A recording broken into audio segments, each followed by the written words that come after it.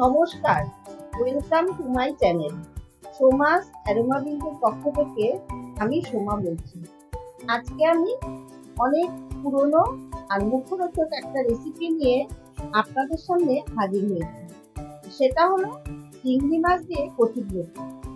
সকলেই এটা ভালো বানিয়ে থাকে, তবে আমি কিভাবে এটা বানাই সেটাই আজকে আপনাদের সাথে শেয়ার করছি। তাহলে আসুন দেখে নেওয়া যাক আমার আজকের রেসিপি। কচুরলতি রান্না করার জন্য আমি এখানে 300 গ্রাম মতো কচুরলতি খোসা ছাড়িয়ে ভালো করে ধুয়ে নিয়েছি। এখন বাজারে দু রকমের কচুরলতি পাওয়া যায়, একটা মোটা একটা সরু। আমি এখানে সরুটা দিয়ে বানাবো। আর নিয়েছি 200 গ্রাম চিংড়ি মাছ। আমি মাঝারি সাইজের চিংড়ি দিয়ে বানাবো। মাছের মধ্যে দিয়ে দিলাম 1/4 টিস্পুন হলুদের গুঁড়ো আর 1/4 টিস্পুন লবণ। মাছের মধ্যে লবণ হলুদ ভালো করে মাখিয়ে নিয়ে আমি 10 মিনিট মতন রেখে দেব। অপরদিকে একটা প্যানে আমি আগে থেকে জল গরম করে রেখেছি। এবারে জলের মধ্যে কেটে ধুয়ে নেওয়া কচুরলতিগুলো দিয়ে সেদ্ধ করে নেব।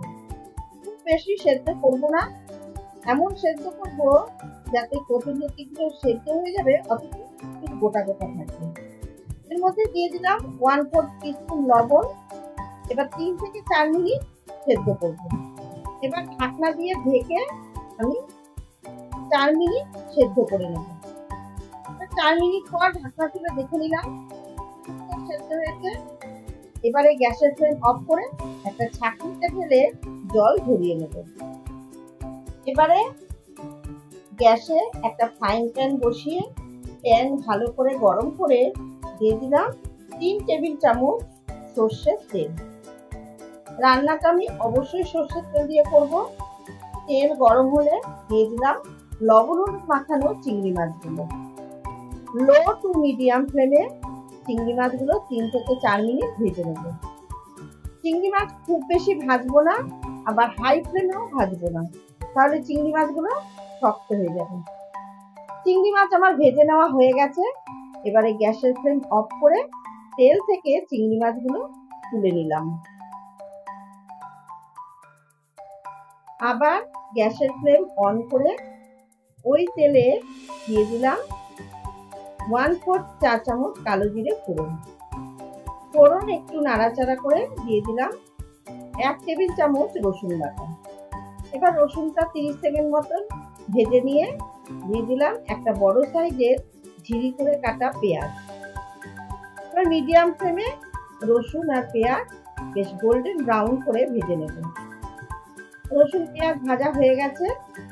এর মধ্যে দিয়ে দিলাম 4টে চেরা কাঁচা লঙ্কা আর একটা বড় সাইজের দুই করে কাটা টমেটো। একটু নেড়ে চেড়ে দিয়ে দিলাম স্বাদ মতন লবণ। এবার লবণ রসুন পেঁয়াজের সাথে ভালো করে মিশিয়ে দিলাম। এবারে গুঁড়ো মশলাগুলো দিয়ে দেব। হাফ চা চামচ হলুদের গুঁড়ো, হাফ চা চামচ লঙ্কার গুঁড়ো, 1 চা চামচ জিরের গুঁড়ো আর 1/4 চা চামচ চিনি। সমস্ত মশলা ভালো করে মিশিয়ে দিলাম।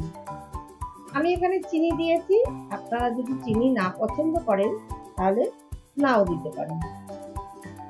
এবারে সামান্য একটু জল দিয়ে লো ফ্লেমে 3 মিনিট আমি ঢেকে দেব মশলা কষানোর জন্য। 3 মিনিট পর ঢাকনা তুলে ভালো করে নেড়ে চেড়ে দেব আর টমেটোগুলোকে বেশ ভেঙে ভেঙে ভালো করে মশলার সাথে মিশিয়ে দেব। দেখুন মশলা কষানো হয়ে গেছে। এবার এর মধ্যে দিয়ে দেবো সেদ্ধ করা কচুরলতি। মশলার সাথে কচুরলতি ভালো করে মিশিয়ে নিয়ে দিয়ে দিলাম ভেজে রাখা চিংড়ি মাছগুলো। সমস্ত কিছু ভালো করে কষিয়ে নেব 2 মিনিট ধরে। কষানো হয়ে গেছে। এবারে লো ফ্লেমে 5 মিনিটের জন্য ঢেকে দেব। 5 মিনিট পর ঢাকনা তুলে হাই ফ্লেমে একটু নেড়ে চেড়ে গ্যাসের ফ্লেম অফ করে দিলাম। তৈরি হয়ে গেল একটা বেঙ্গলি ট্র্যাডিশনাল রেসিপি চিংড়ি মাছ দিয়ে কচুরলতি। এবারে সার্ভ করে দেব। গরম ভাতের সাথে এই চিংড়ি মাছ দিয়ে কচুরলতি খেতে কিন্তু সত্যি অসাধারণ লাগে। ভালো লাগলে অবশ্যই আপনারাও একবার ট্রাই করে দেখুন। আশা করছি আপনাদের প্রত্যেকের ভালো লাগবে। অবশ্যই আমার চ্যানেল সাবস্ক্রাইব করে পাশে থাকার অনুরোধ রইল। বেলটাকে প্রেস করে অল নোটিফিকেশন অন করে দেবেন, তাহলেই এইরকম পুরোনো দিনের রান্না খুব তাড়াতাড়ি আপনাদের কাছে পৌঁছে যাবে। ভালো লাগলে লাইক, কমেন্ট ও শেয়ার করবেন। ধন্যবাদ।